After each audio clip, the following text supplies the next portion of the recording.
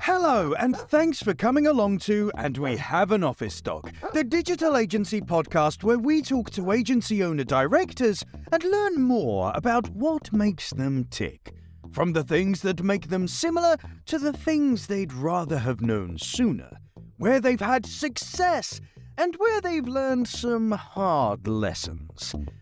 All will be revealed with your host, Chris Simmons, the agency coach, and he'll be talking to a different awesome agency person in each episode, asking them 4 questions and seeing where the conversation takes us over the next 25 minutes.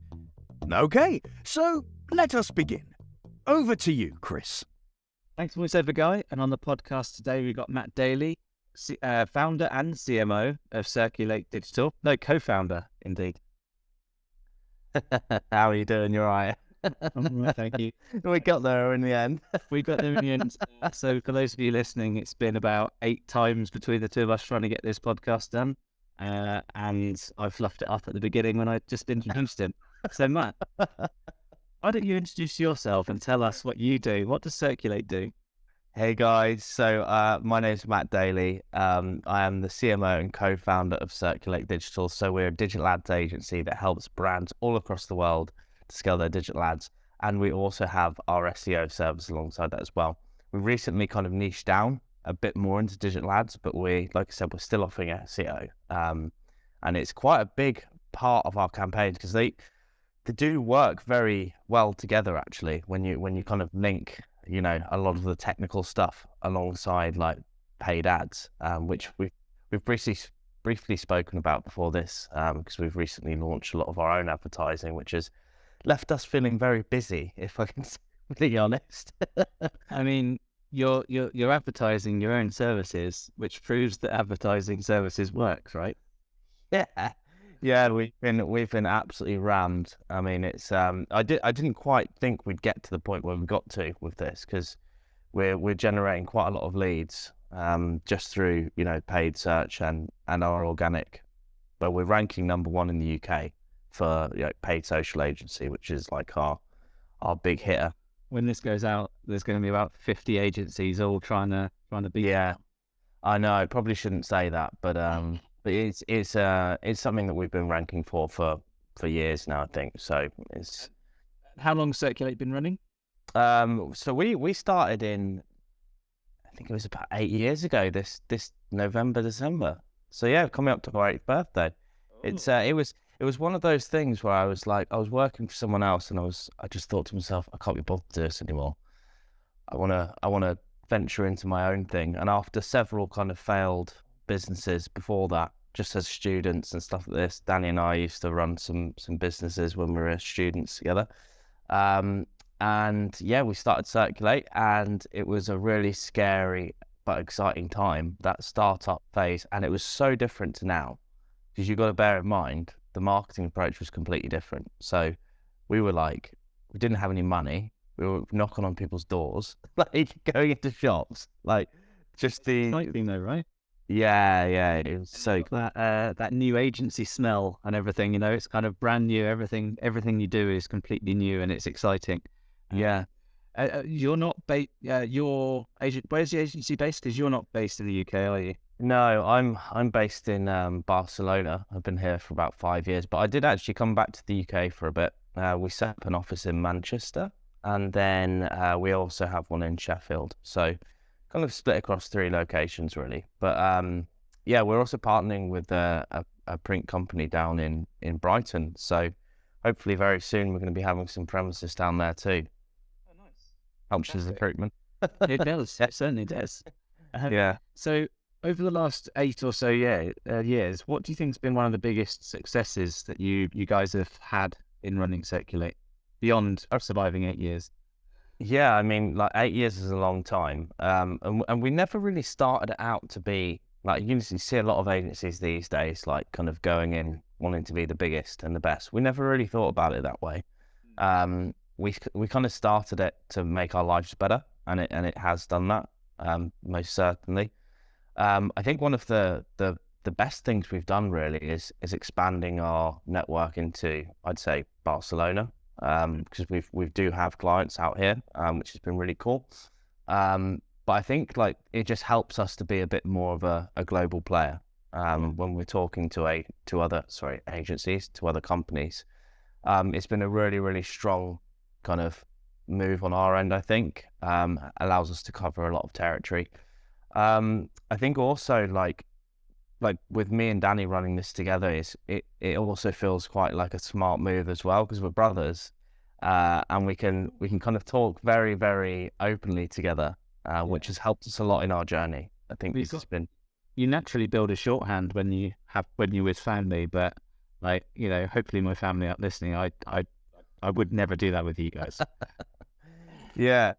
I think like we went through a lot together as kids, you know. So like we had a lot of trauma as kids, and you know, I think it just helped us to build a really, really strong relationship growing up, and it was almost like destiny that we'd be doing this together, I think. Yeah, that's nice.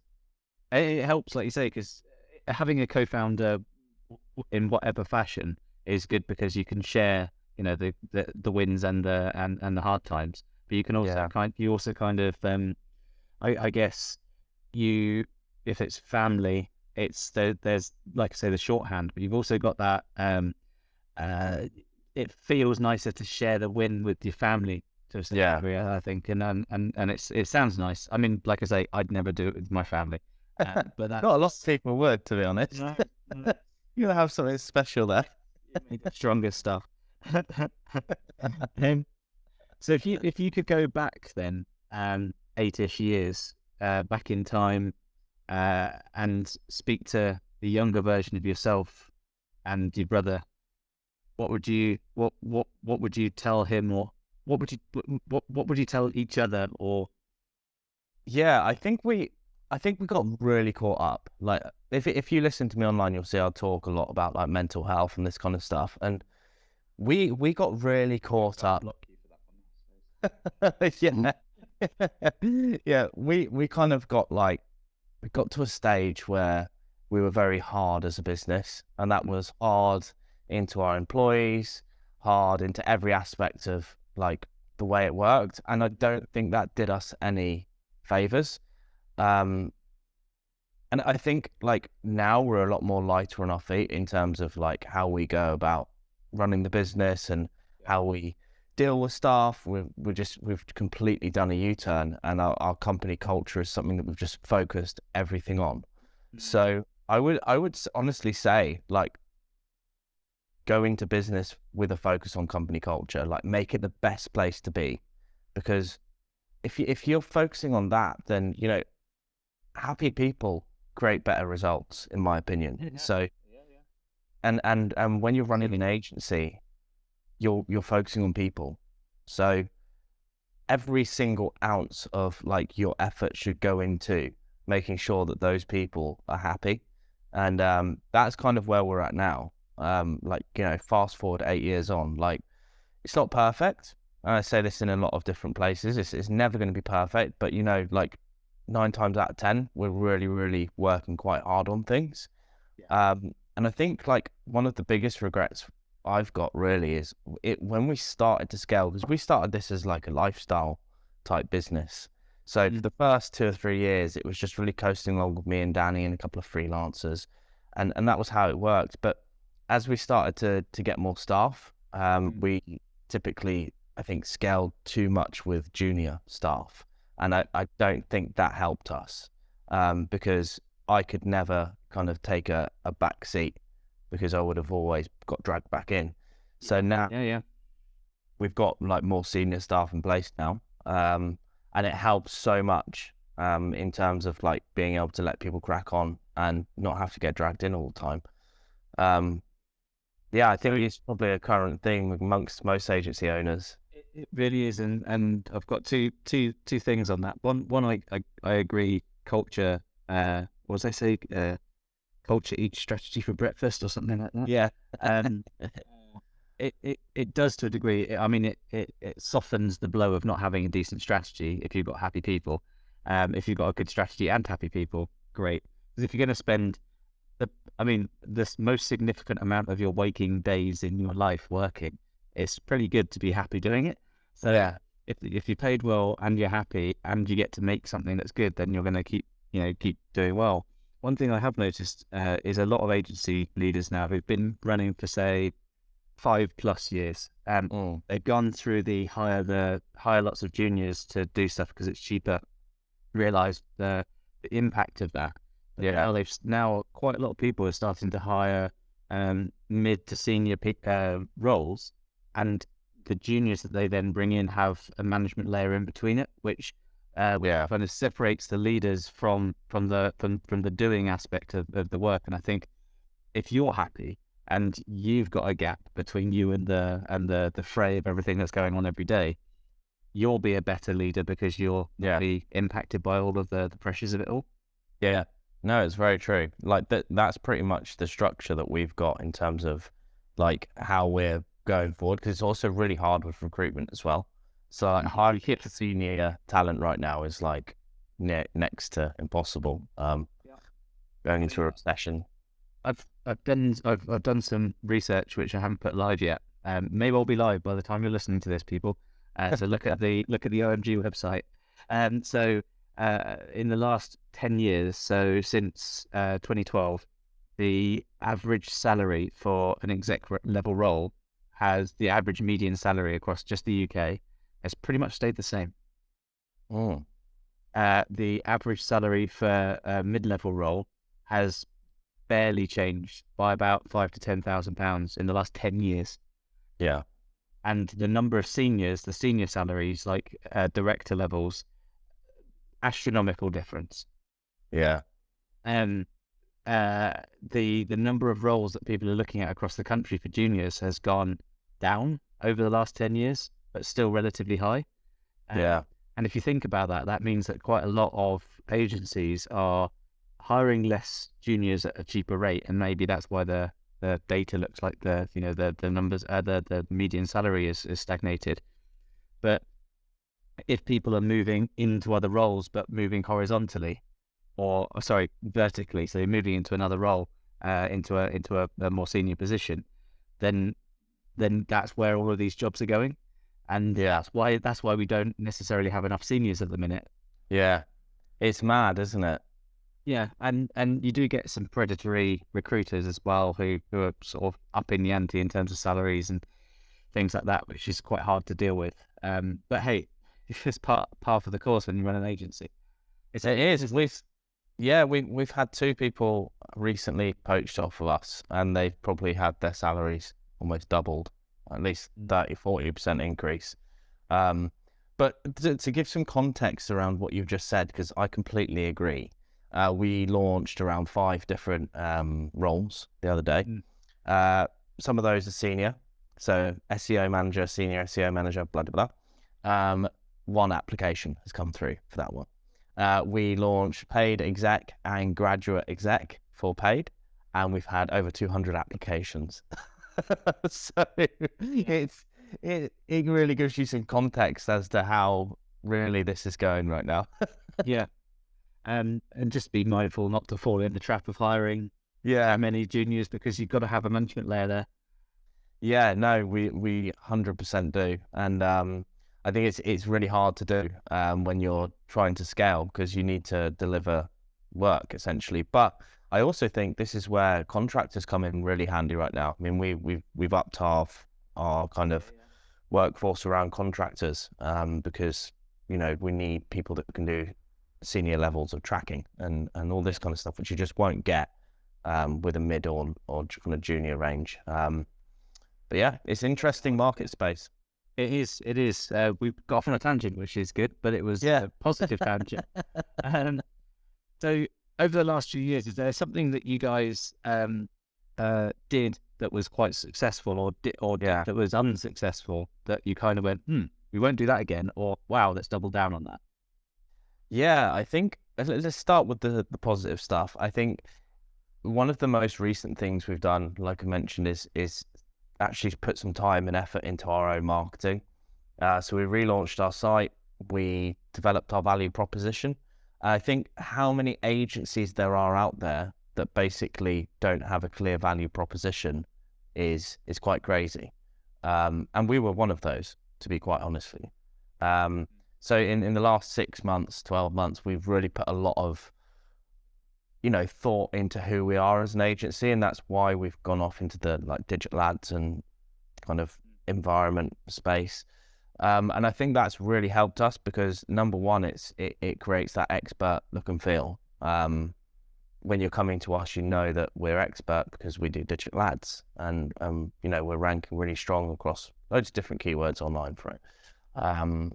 And I think that's been one of the most positive things that we've done along activating the actual marketing activity, which is all kind of driven through paid search. So values is value proposition for the outside of the business is just as important as the internal value proposition. Oh yeah, that's the underpinning of your whole culture. Everyone's come from different places, had different upbringings, had different experiences. If you can distill everything into some core values that everyone can share, then you speak with the same language. It makes it a lot easier to derive. So it's a hell of a lot more powerful than just a flashy website or some slogan that means nothing, data-driven digital marketing agency or strategic digital marketing agency or whatever it is. That's what they do. But you can tell the difference a mile off. If you look back at your old site and you look back at the language you used internally and externally before you went through that value proposition work, night and day, would you say? Yeah, it's crazy. It's completely changed.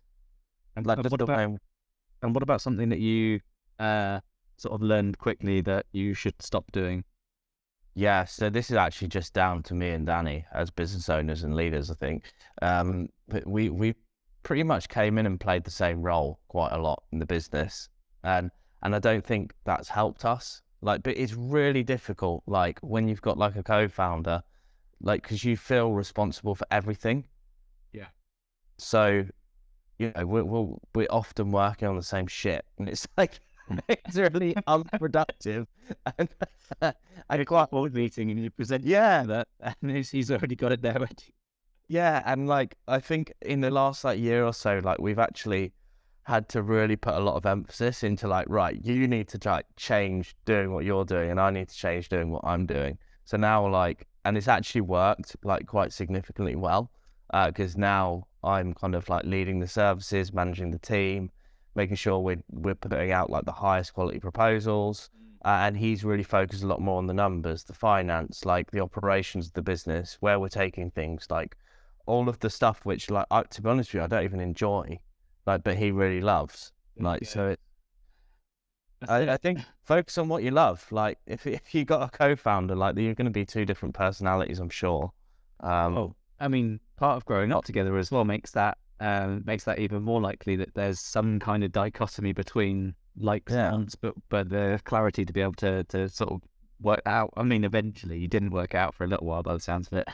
Yeah, no, it always worked, but we weren't productive. That's the thing. We weren't as productive as we could be.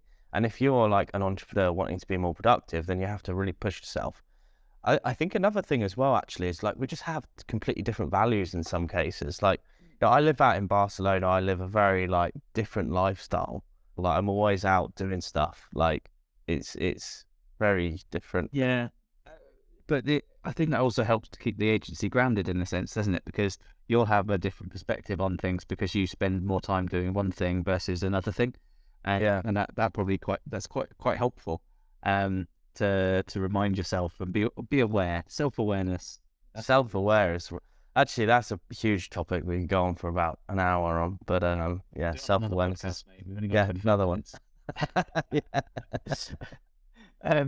So, if there's someone who's just started an agency or they're thinking about starting an agency and they've waited all this time for us waffling on to hear your one piece of advice, what one thing would you give them that they could take away and turn into something of value? Look at yourself and think, what am I great at? If you can niche down into a certain area that you are fucking awesome at, am I allowed to swear? Is that cool? I've had a podcast taken down yet, so yeah. So, if you can niche down into an area that you're really awesome at, Like, let's say you are the LinkedIn king or queen. Like, that is going to work really well for you, because you're going to become an expert, and you're going to be portrayed as an expert in that. And you're more likely as a startup to win more business in that. Because if you go out as the jack of all trades, I do LinkedIn, like, you're one person, it's going to be hard for you to be the best at everything with all due respect. I'm just looking at myself through the camera here. I don't know whether that's true, because I'm Yeah, I mean, I'd say I am very clear, to be fair. but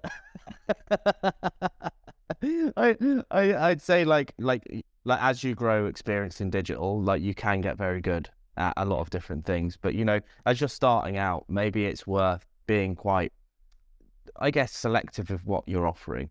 And actually, for a customer, that resonates a lot better, I feel. And we've had loads of positive feedback on our recent transition. I mean, we used to offer like web design, development, all this kind of stuff. And it's like, these are things you do when you start out in business, and you realize straight away it's something you shouldn't be offering. Yeah, and well, the friction that it causes, like, you can lose good clients because you offer services that you're not good at. Oh yeah, exactly. And it's a nightmare. So your piece of advice would be to look at yourself and look at what you're great at, and then focus on that. Yeah, basically. Yeah, that's fantastic advice to end the podcast on. So yeah, thank you very much, Matt. It's been a very enjoyable recording. Good. It's always good to see you. So yeah. Yeah, thank you. And it's good to see me as well. And yeah, you listeners can't hear it. You can only just hear us, but you know, we've had fun. Hopefully you've had fun. In our next podcast, we'll be speaking to another digital agency leader to hear about everything that they've learned along their journey of agency life. So thanks very much for listening. Cheers, Matt. Thank you.